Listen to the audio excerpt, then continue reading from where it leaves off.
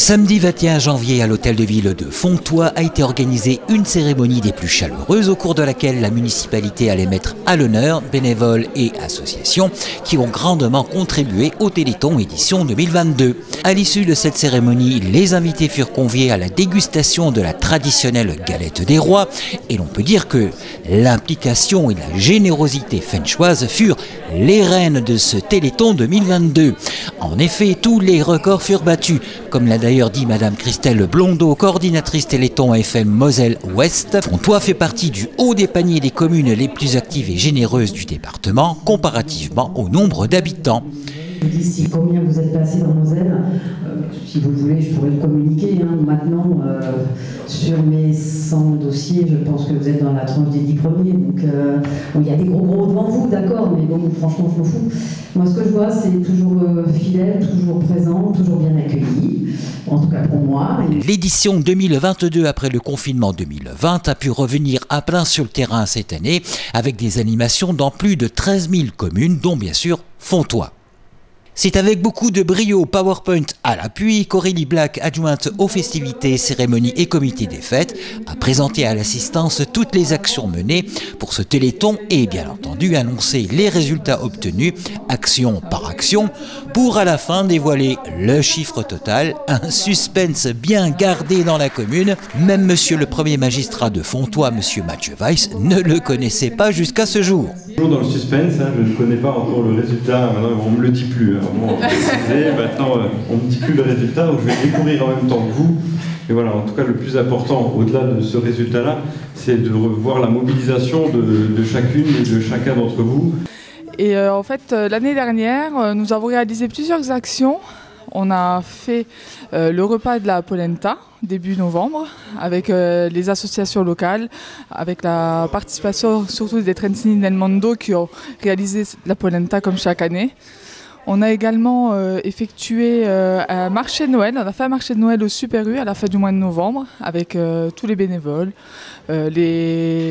l'association Le Toit qui était avec nous également et le CMJ de Fontoy qui a tenu le stand de pâtisserie. On s'est amusé à vendre des cafés et tout, des gâteaux, plein de petites décorations pour Noël du coup. On voyageait souvent de marchandises en marchandises. Après, on s'était aussi un peu déguisé en lutin, comme ça pour faire plus joyeux et plus Noël. On demandait à tous les passants qui passaient devant notre stand s'ils voulaient des gâteaux, des décorations ou autres. Aussi pour les gens qui sont malades et les personnes pas comme nous, handicapés, quoi, des personnes comme ça qu'on l'a fait. Il y a eu aussi une action de l'association Le Toit, une vente de lasagne et de pain d'épices qu'elles ont effectuées tout au long de l'année.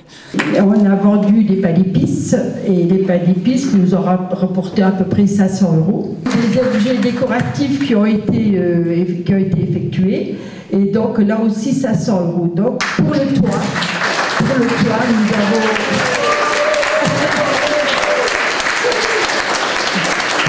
nous avons fait un chèque de 3 800 €.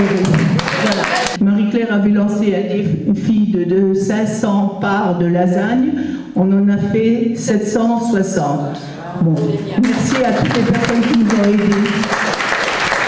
On a également réalisé une vente de livres à la bibliothèque municipale et aussi une vente de couronnes de la Toussaint qui a été réalisée par des bénévoles. Il y a eu une action de fête au niveau de l'école primaire avec une vente de flots décoratifs et aussi la réalisation d'affiches pour le Téléthon. Ils se sont retrouvés dans la cour de l'école pour justement montrer un peu toute leur réalisation. C'est avec la participation justement des professeurs, des élèves, des parents d'élèves. On a pu compter aussi sur les commerçants de Fontoy qui nous ont aidés à réaliser, que ce soit pour la soirée polenta, que ce soit au niveau des dons aussi. On a pu avoir des aides financières aussi des commerçants de Fontoy et également aussi de l'eau pour la tombola. En tout et pour tout, toutes ces actions ont pu ramener cette année comme argent au Téléthon 11 056,69 €. On a eu aussi également un don du CSAS de Fontois et aussi des dons de particuliers qui ont pu amener à ce que cette somme soit importante cette année. Sur le plan national, malgré un contexte économique difficile, le Téléthon 2022 s'est achevé sur une note positive, avec plus de 78 millions d'euros de promesses de dons, de quoi faire aboutir grandement la recherche. Je suis à Fontois pour les officiels du Téléthon, que je pense une très bonne année, sachant que nous, au niveau de la France entière, nous avons déjà bloqué plus de 78 millions d'euros, sachant que les comptes vont être arrêtés à la fin mars et on espère bien 10 millions de plus pour conclure ce beau Téléthon qui a été 2022. Dans le Grand Est, je pense qu'on est tous en train de remonter les fonds comme on va faire tout à l'heure avec la ville de Fontois. On espère aussi être toujours dans les premiers en Moselle devant tout le monde. Mais pour l'instant, le chiffre est un petit peu compliqué. Vous annoncez, je pense qu'on peut apporter à peu près les 400-450 000 € pour la Moselle. Après, au niveau des avancées, on va parler beaucoup de la myopathe du chêne, qui est la maladie la plus réputée, la plus connue pour notre association, où on essaye de mettre en place tout de suite les essais cliniques et faire les avancées pour que nos malades puissent vivre le plus longtemps possible. Ça, c'est une grande progrès de 2022 avec l'amyotrophie spinale il y a 2 ans, comme notre petite marraine Noémie, qui a bénéficié d'un soin par injection depuis 2020.